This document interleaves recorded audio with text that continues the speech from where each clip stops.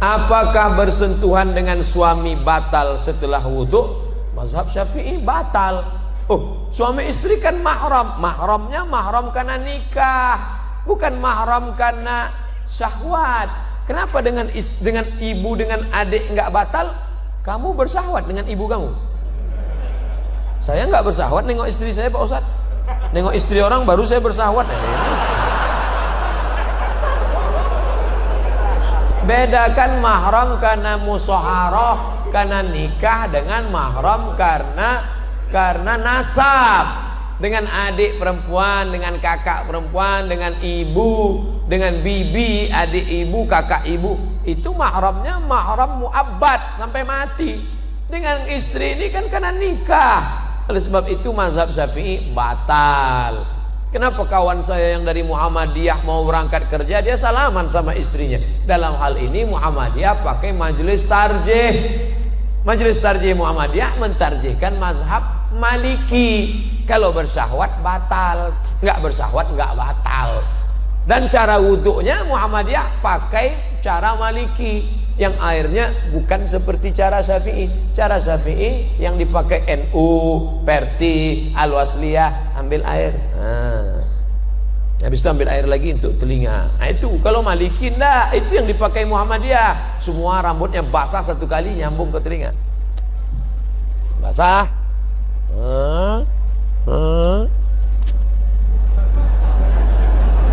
Satu kali.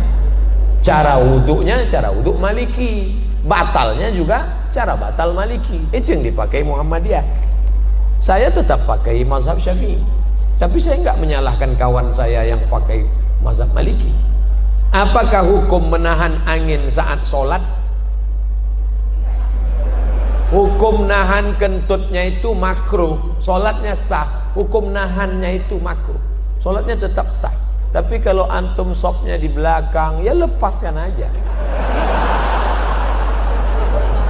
Daripada antum tahan sampai 4 rakaat loh.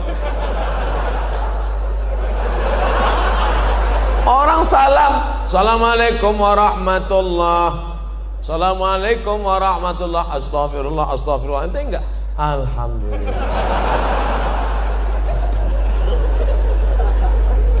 Ustadz, sebenarnya bagaimana konsep kepemimpinan yang benar dalam Islam? Islam nggak membahas masalah kepemimpinan. Siapa bilang?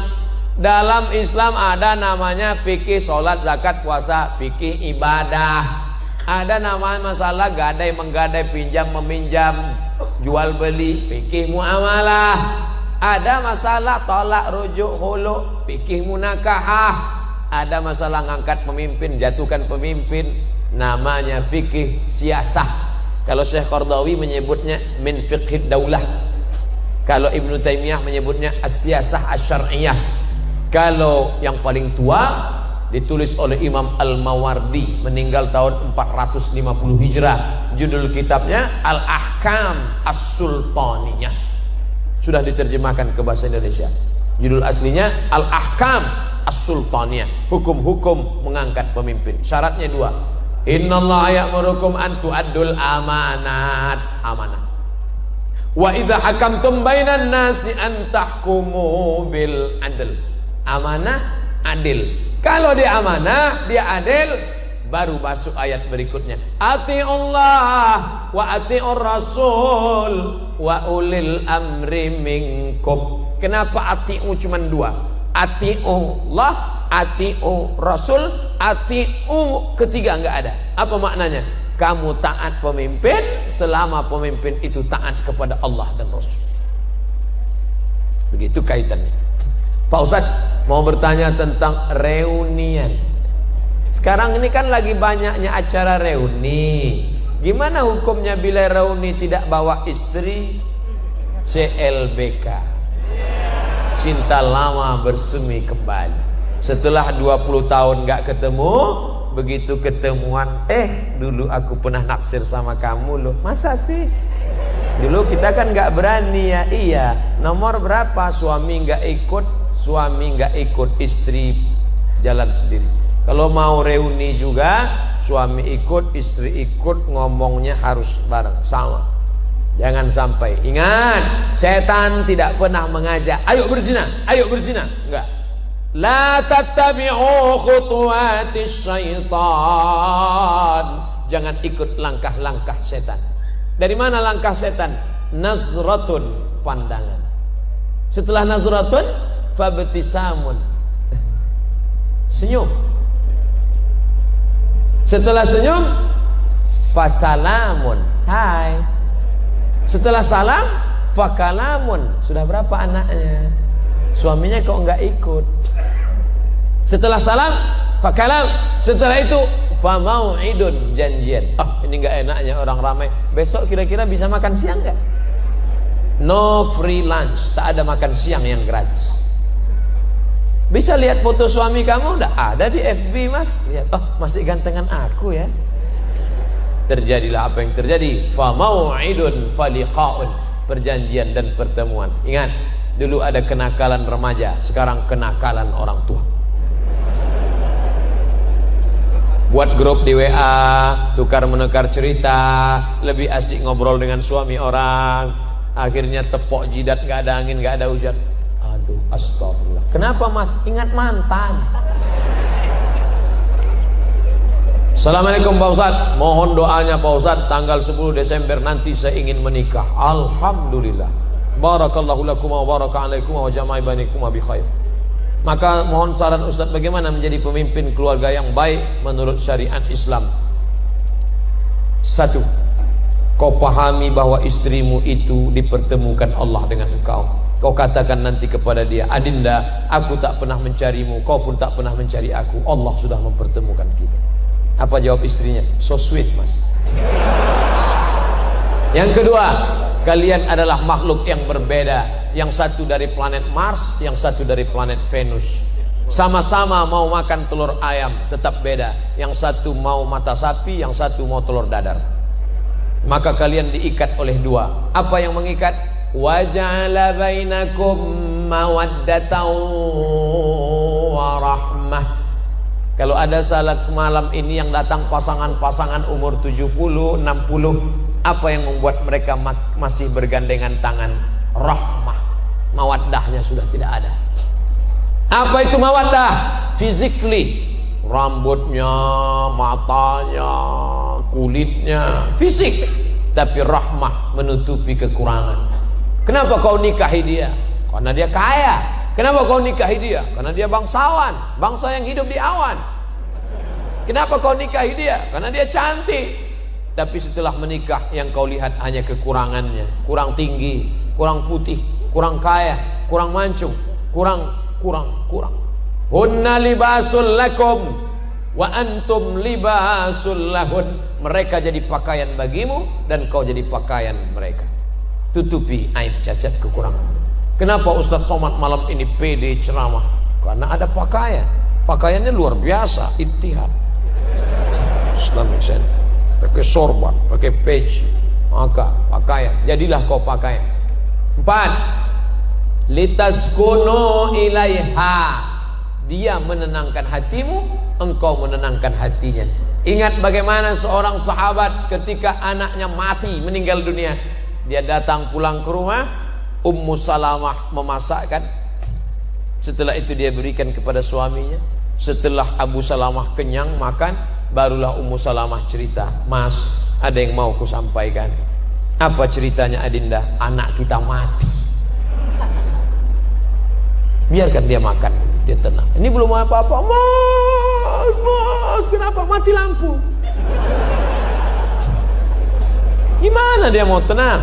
Litaskunu ilaiha. Yang keempat, dia menjadi tanggung jawabmu dunia akhirat. Dulu kau sendiri saja usolli sunnatat tahajud, tapi sekarang kau sudah ada gerbong satu di belakang. Siapa dia? Istrimu. Maka nanti malam, hari ini akad nikah, nanti malam usolli sunnatat tahajud raka'ataini imaman. Makmumnya siapa? Istrimu. Kau ambil air, kau bangunkan dia untuk tahajud. Bangun. Ini kalau nikahnya udah 20 tahun. Tapi bagi yang baru nikah kemarin, wake up my honey, wake up my darling, Wah, dia bentang gelar sajadah di depan. Apa judul kita malam ini? Di bawah mihrab cinta. Allahu Akbar. Sampai salam nggak bunyi. Loh, Kanda, kenapa engkau tidak bersuara? Ada apa gerangan? Adinda, bersyukurlah pada Allah, kebetulan kau dapat imam silent. Ya Allah, aku bersyukur kau sudah kirim seorang imam bagiku. Masalah dia bunyi nggak masalah. Ntar lama-lama bunyi juga.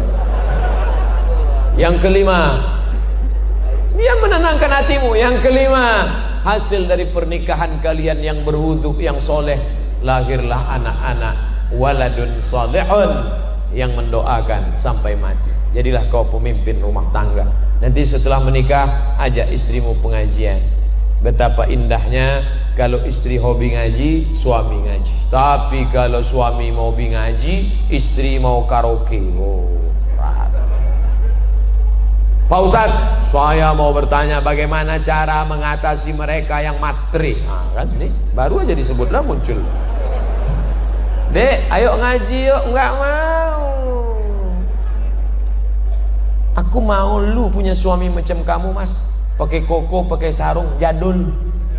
Ini matre. Gimana mengatasi istri yang matre, sering-sering bawa ziarah kubur? Kalau perlu 3 kali sehari, pagi ziarah, siang ziarah, malam ziarah. Biar ingat mati. Nada dering panggil dia tuh jangan sholatullah, salamullah, jangan lagi. Jangan lagu sholawat lagi apa? Jadi dia ingat mati aja. Bagaimana cara mengatasi mertua yang matre? Oh, patut anaknya matre, mertuanya matre.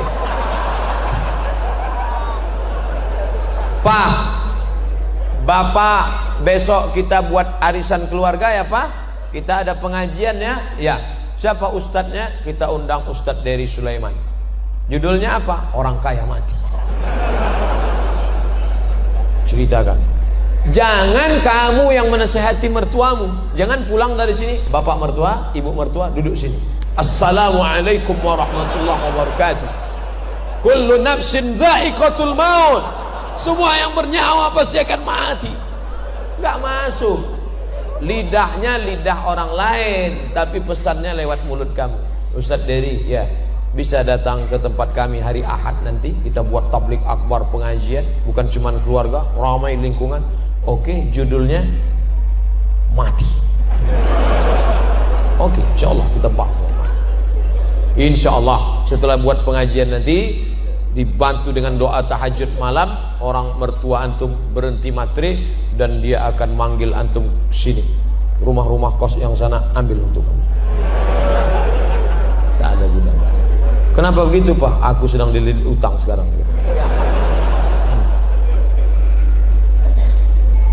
Assalamualaikum Pak Ustadz. Waalaikumsalam warahmatullahi wabarakatuh. Apakah saya boleh pergi bersama teman perempuan keluarga tanpa keluar negeri? Apa boleh saya pergi bersama teman perempuan keluar negeri tanpa mahram? Tidak. La yakhluwanna rajulun ma'amra'atin illa ma'azi mahramin. Tidak boleh pergi kecuali dengan mahram, tapi atas izin suami. Ya, suamimu izin, dia tertekan. Mas, aku mau keluar negeri, ini acara kantor, izinnya? Iya. Suaminya ikatan laki takut bini.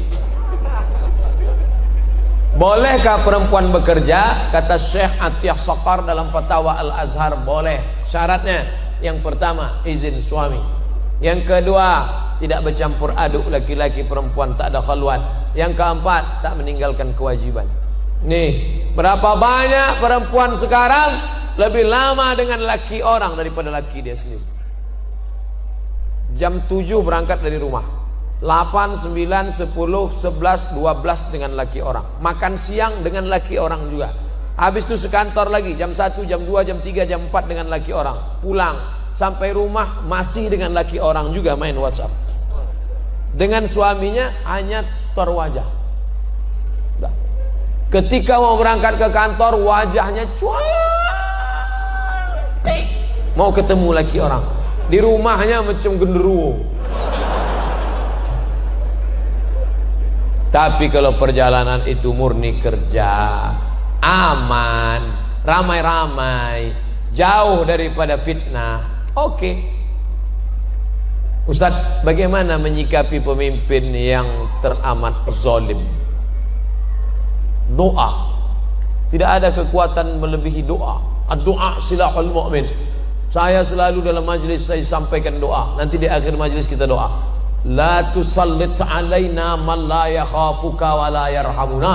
Jangan kau belikan kuasa kepada orang yang tak takut kepadamu dan tak sayang kepada kami. Fidel Castro tidak mengenal Tuhan. Dia tak takut sama Tuhan, tapi dia masih sayang sama masyarakat Kolombia. Che Guevara, dia tak takut sama Tuhan, dia komunis, tapi dia masih sayang. Ini ada orang sama Tuhan tak takut, sama rakyat tak sayang. Komplitlah penderitaan. Maka orang-orang seperti ini didoakan kepada Allah, la tusallit alaina man la yakhafuka wa la yarhamuna. Bagaimana menyikapi ulama-ulama yang sekuler? Ulama-ulama yang sekuler akan dilawan oleh ulama-ulama yang fid dunya hasanah wa fil akhirati hasanah. Di Indonesia, di dunia masih banyak ulama-ulama yang tidak hanya membagi. Islam hanya 3: lahir akikah, nikah walimah, mati takziah. Ekonomi tak diurus, politik tak diurus. Islam hanya sekedar pelipur lara. Islam tidak mengurus masalah dunia. Islam ini sekuler, dari sekulum. Agama hanya untuk seremonial saja. Hari raya, ketupat, maaf lahir batin, akikah, selesai. Masya Allah, sekarang lahir ulama-ulama di dunia ini tetap ada. Dunia ini kan panggung sandiwara yang isinya tak lebih daripada 5. Ada penguasa yang zalim, Fir'aun. Ada orang kaya yang zalim, Qarun. Ada orang cerdas tapi ilmunya untuk Fir'aun, Haman. Allah sandingkan 2 ini. Inna Fir'auna wa Haman. Ada ulama jahat, Bal'am. Ada orang soleh tapi tertindas, Musa alaihissalam. Hari berganti, musim berubah, pentas bubar, tapi isi dunia itu-itu juga. Bagaimana cara membangkitkan ekonomi umat? Kami deklarasi di BKB hari Sabtu malam Ahad kemarin di Palembang, tablik akbar, hijrah, bangkitkan ekonomi umat.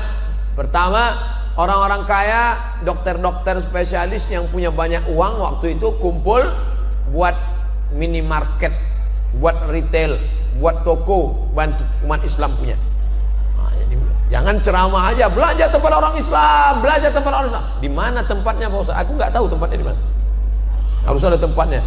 Nih masjid, di samping masjid ada tanah kosong, buat tempat belanja grosir, belanja beras, belanja gula, belanja mie instan, belanja barang umat Islam.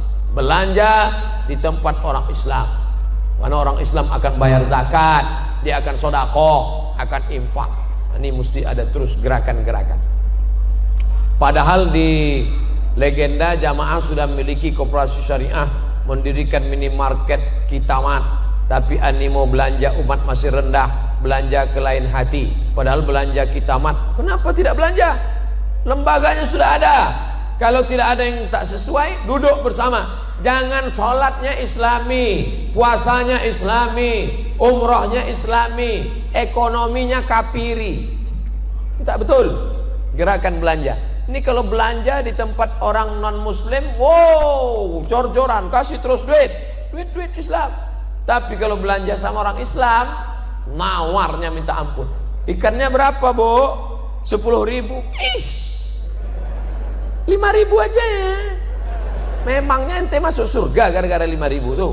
Memangnya ente kaya gara-gara 5.000 itu? Tapi kalau sama orang lain 50.000 dia tak terasa. Saya mau bertanya, lebih baik nikah dulu baru mapan atau mapan dulu baru nikah? Iyakunu fukhara. Kalau dia miskin, yughnihimullah. Allah akan mengkayakan dia. In ja'akum, kalau datang laki-laki ke rumah kamu, hai para bapak-bapak yang punya anak gadis, kalau datang laki-laki kepada kamu ingin meminang anakmu, adikmu, tardawna dinahu, akhlaknya baik, agamanya baik, wa khuluquhu fazawwijuhu, nikahkan dia. Ingat, kalau mahar tinggi, zina murah.